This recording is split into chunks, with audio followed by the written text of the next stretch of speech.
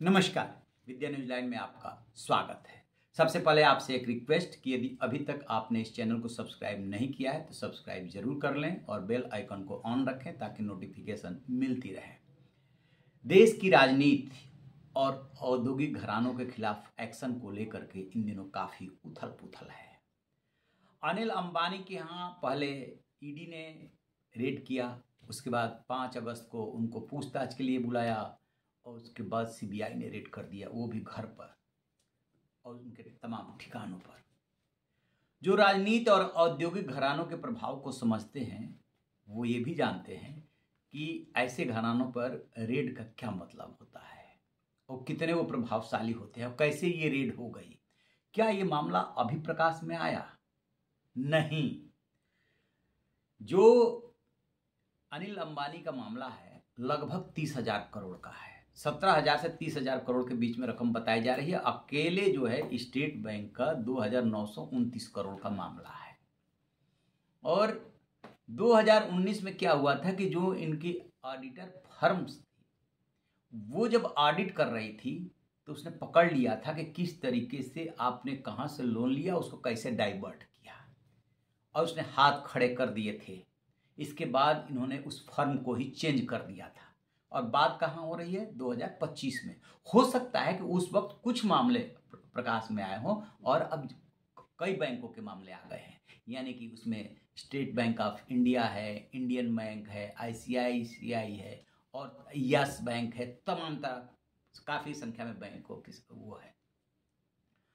और अनिल अंबानी ने क्या किया है कि एक बैंक से लोन लिया।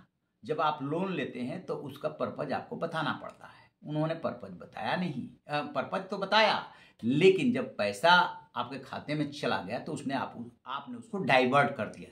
पता चला कि आपके ऊपर कर्ज हो रहा था, किसी का ब्याज हो रहा था, उसको भुगतान करने में लगा दिया। आप ऐसा नहीं कर सकते। जिस पर्पज से आप ले रहे हैं उसी पर्पज में, उसी मकसद में उसे लगाना चाहिए, क्योंकि बैंक ये देखता है कि किस लिए आप ले रहे हो, जिस काम के लिए ले रहे हो उसमें कितना जोखिम है, हमारी रिकवरी हो जाएगी ना, ये देख करके करता है। तो इन्होंने इतना बड़ा फ्रॉड कर दिया और इनकी 2 कंपनियां आरकॉम और इनके रिलायंस होम, इन्होंने ये किया। इन्होंने बाकायदे जब ईडी रेड हुआ था तो एक प्रेस रिलीज भी जारी किया था कि हमारी और कंपनियों का इससे कोई मतलब नहीं है, सिर्फ इन 2 कंपनियों से जुड़ा हुआ मामला है। 5 अगस्त को ईडी पूछताछ करती है, इसके बाद सीबीआई का रेड हो जाता है। अब बात यह आ रही है कि अनिल अंबानी की गिरफ्तारी भी हो सकती है। कोई एक आध हजार करोड़ का मामला नहीं है, ये पूरा रकम जोड़ करके 30,000 करोड़ बता रहा है, कोई 17,000 करोड़ का है। और लुकआउट जो नोटिस वो जारी कर दिया गया है। इसका मतलब कि आप देश छोड़ करके नहीं जा सकते, एयरपोर्ट को अलर्ट मोड में रख दिया गया है। मुकेश अंबानी या अनिल अंबानी कोई कुछ बोल नहीं रहा है। बेशक दोनों भाइयों के रिलेशन अच्छे न रहे हो, लेकिन याद है ना आपको, जब अनिल अंबानी संकट में आए थे तो मां के कहने पे मुकेश अंबानी ने आगे बढ़ करके इनके हिस्से का पैसा संभवतः 500-700 करोड़ का जो भी उस समय का मामला था दिया था, लेकिन चुप्पी साधे हुए हैं। और अब बात इससे आगे की की जाए तो अनिल अंबानी का तो ये एक मामला हो गया। अनिल अंबानी ने मोदी सरकार के किस तरीके से कसीदे पढ़े थे, जरा उस पर भी गौर कर लीजिए। 2013 में इन्होंने कहा कि महात्मा गांधी और पटेल के बाद तीसरी हस्ती है नरेंद्र मोदी। फिर 2016 में जब ये प्रधानमंत्री बन गए तब कसीदे गढ़े गए और उन्होंने कहा कि भ्रष्टाचार खत्म हो रहा है, देश को नायक मिला है। उद्योगपति ऐसा बोलते हैं, इसमें कोई खास बात नहीं है कि आप बढ़ा चढ़ा करके बोलना और अलंकारित भाषा का इस्तेमाल करना, लेकिन आपका साथ में पर्पज भी होता है। अब याद कीजिए जब राफेल डील हो रही थी तो जिस व्यक्ति को कोई अनुभव नहीं था उसको राफेल का काम दिया गया और उसके लिए कितनी सरकार ने, मोदी सरकार ने आलोचना झेली, लेकिन मोदी जी अपनी बात पे अड़े रहे, सरकार अपनी बात पे अड़ी रही और वो डील इनको मिली। अभी जब मुकेश अंबानी की यहाँ शादी पड़ी, उसमें उपस्थिति देख लीजिए और पारिवारिक रिश्ते देख लीजिए, किस तरीके से उनके लड़के ने जब अपना नया बनतारा बनाया और वहाँ पे पशु प्रेम करते हुए भी पीएम मोदी जी देखे गए थे। तो ये सारे रिलेशन देखने के बाद ऐसा लग रहा है कि अचानक हुआ क्या। 2019 में ये सब मामले के जानकारी मिलने लगती है, तब तक चुप है, और 2025 में अचानक एक्शन। यहीं से ये डाउट होता है कि कुछ तो बिगड़ा है, सरकार और अंबानी परिवार में कुछ तो बिगड़ा है। मुकेश अंबानी की भी उस पर आएंगे, लेकिन अब पहले अनिल अंबानी की। इतनी आपने तारीफें की, राफेल में जो है आपकी वजह से इतनी सरकार की आलोचना हुई, उस सब झेली गई, और अचानक एक्शन शुरू हो जाता है। क्या सरकार को और जितने भी बैंक हैं उनको ये पहले से पता नहीं था कि अनिल अंबानी ऐसा कर रहे हैं? सब पता था, सब पता होता है, इसके बावजूद जो है उस पर चुप्पी साधे रहे, क्योंकि उद्योगपतियों पे इतनी आसानी से बैंक जो है हाथ नहीं डाल पाते हैं, या एजेंसियां हाथ नहीं डाल पाती हैं। नियम कानून जो होते हैं वो आम आदमियों के लिए होते हैं। उद्योगपति तो उद्योगपति हैं, उनके बारे में कहा जाता है कि वो तो सरकार चलाते हैं। बड़ा अब अनिल अंबानी पे शिकंजा पूरी तरीके से कस गया है और सब कोई मौन धारण किए हुए। अब बात करते हैं उनके बड़े भाई मुकेश अंबानी की। उनके क्या कहने, वो जो चाहे वो हो जाए, लेकिन अब मार्च से इस पूरे घटनाक्रम को सिलसिलेवार देखिए। ये तो अभी जुलाई के लास्ट में ईडी का रेड, 5 अगस्त को ईडी के पूछताछ, और अभी 4 दिन पहले जो है सीबीआई की रेड। लेकिन मार्च में आपको याद होगा दिल्ली हाई कोर्ट का एक फैसला आता है जिसमें कि लगभग 24,500 करोड़ देने की बात कही जाती है मुकेश अंबानी के लिए। वो क्या केस है? तो केजी बेसिन में जो गैस निकालने के लिए, पेट्रोलियम पदार्थ निकालने के लिए जो कॉन्ट्रैक्ट दिया गया, उसमें अंबानी भी थे और सरकारी कंपनी भी थी। बांट दिया गया कि ये फील्ड आपका, ये फील्ड आपका, आप अपना अपना काम कीजिए। आरोप ये लगते हैं कि मुकेश अंबानी ने जो सरकारी कंपनी थी उसके हिस्से से भी गैस निकाली। उसके बाद ये मामला गया ट्रिब्यूनल में, फिर हाई कोर्ट में, फिर डबल बेंच में, और फिर वहां से ये कहा गया कि नहीं, ये तो आपको पैसा देना पड़ेगा।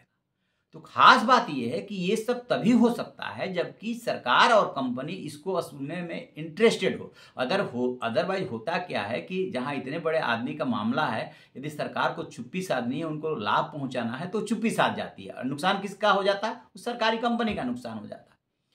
लेकिन नहीं, ऐसा नहीं हुआ, अभी वो मामला चल ही रहा है। तो मुकेश अंबानी पर भी मामला चल रहा है। उनसे बस बात इतनी सी है कि उनसे पैसा लेना है। तो इसे सामान्य तौर पे आप कह सकते हैं कि उनसे पैसा लेना है। और इन्होंने क्या किया कि अनिल अंबानी ने फ्रॉड किया है। तो फ्रॉड कोई आज के फ्रॉड नहीं है, वो धीरू भाई अंबानी के न रहने के बाद दोनों भाइयों के बीच में जब बिजनेस का बंटवारा हुआ था, तो बंटवारे के बाद बराबर का ही तो हिस्सा मिला ना। कहते हैं कि नहीं, मुकेश अंबानी के हिस्से में बड़ी कंपनियां और अच्छी कंपनियां चल गई, इनके हिस्से में ऐसा नहीं है। इनके हिस्से में भी ठीक ठाक कंपनियां आई, वो तो चलाने की बात है। ये कितना सक्सेसफुली चला पाया और वो कितना सक्सेसफुली रन कर रहे हैं, दोनों में अंतर है। अब कहा ये जा रहा है कि ये झगड़ा जो है वो कहीं ना कहीं अडानी और अंबानी का है। अब इसके कोई कनेक्शन नहीं मिल सकता कि आप कोई इसका कनेक्शन निकाल दीजिए कि अच्छा यहां से कनेक्शन है, ये ऑन द पेपर है, लेकिन ऐसा कहा जा रहा है कि अडानी और अंबानी का है। और एक बात ये भी आ रही है कि मोदी सरकार जो चारों तरफ से इस समय घिरी हुई है, यानी कि अमेरिका के साथ टैरिफ को लेकर के पंगा, प्लस घरेलू मोर्चे पे जिस तरीके से वोट चोरी जैसे तमाम मुद्दे विपक्ष बहुत आक्रामक होकर के उठा रहा है, और बिहार में चुनाव है वो, तीसरी तरफ जो बीजेपी का अध्यक्ष बनना है उसको लेकर के आपस में खींचतानी, यानी कि बीजेपी वर्सेस आरएसएस। तो ये घिरी हुई सरकार थोड़ी इस समय दिख रही है। और इसी दौरान जो जगदीप धनखड़ है वाइस प्रेसिडेंट, उन्होंने इस्तीफा दिया। इस्तीफे के कारणों को लेकर के, इस्तीफे को लेकर के इतनी बातें हो चुकी है कि अब उसको बताने की जरूरत नहीं। कहा यह जाता है कि जगदीप धनखड़ जो है विरोधियों से मिल करके और कुछ कर रहे थे जिसकी भनक सरकार को लग गई थी, और बहाना बना वो इम्पीचमेंट का प्रस्ताव जो आया, नोटिस आया, वो चाहते थे कि दोनों में, लोकसभा और राज्यसभा में, दोनों में साथ ही साथ उसको एक्सेप्ट करके और उस पर बहस कराई जाए। सरकार ये कह रही थी, सरकारी पक्ष ये था कि जब लोकसभा में सभी सत्ता पक्ष और विपक्ष ने मिलकर के नोटिस दिया है तो वहाँ पर बहस की शुरुआत हो, और इसी पे मतभेद उभरे तो फिर उनकी सरकार से टग ऑफ वार हो गया, खींचतान हो गई, और उसमें उन्होंने 21 जुलाई को इस्तीफा दे दिया था। तो अब इन घटनाक्रमों को जोड़ेंगे तो एक के बाद एक कहीं न कहीं सरकार के सामने जो है समस्याएं खड़ी होती चली गई। जैसे उपराष्ट्रपति का इस्तीफा कोई मामूली सी बात नहीं है, बड़ी बात है। वो भी अभी जबकि उनका कार्यकाल 2 साल बचा हुआ था। और इधर अंबानी बंधु मतलब अनिल अंबानी का विशेष तौर पे अनिल अंबानी पे हाथ डाला जाना, और अब ये बात यहाँ तक आ गई है कि क्या उनकी गिरफ्तारी भी हो सकती है। उनको विदेश जाने से तो रोक दिया गया है, और ईडी के बाद तत्काल सीबीआई, और वो भी फ्रॉड का मामला है। तो ये ध्यान रहे कि सिर्फ पैसा लेने और देने का मामला नहीं है, ये आपराधिक मामला भी बन रहा है, बहुत सीरियस मामला बन रहा है, सरकारी धन का दुरुपयोग हो रहा है, तो इसमें भी एक्शन हो सकता है।